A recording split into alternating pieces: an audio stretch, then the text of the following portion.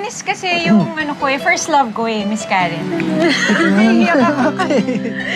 True love, of course, nandun na rin yun. Siyempre, yun yung nilook forward ko. Yun yung gusto ko, yun yung dream ko na makasama siya, ganyan. Happening right now on Showbiz Balita.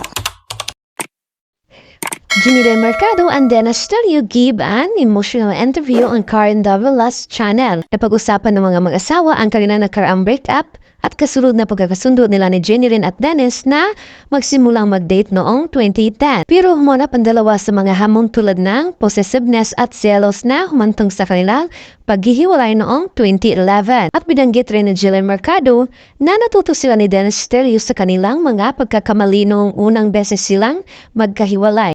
Unang magrelasyon sina Janine at Dennis noong 2010. Subalit, makalipas ang 11 months, ito ay nauwi sa hiwalayan.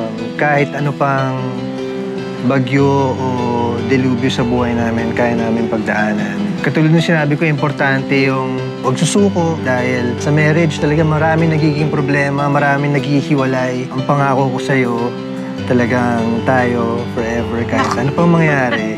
Yun na yung message of love ko para sa'yo. Puro yung masasabi ko yung pagmamahal ko kay Dennis at hindi magbabago kahit na tumanda na kami, kahit na ano pang duman ulit. Nandito lang ako para sa'yo.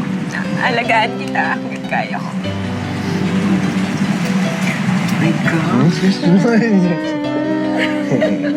Love you. I love you.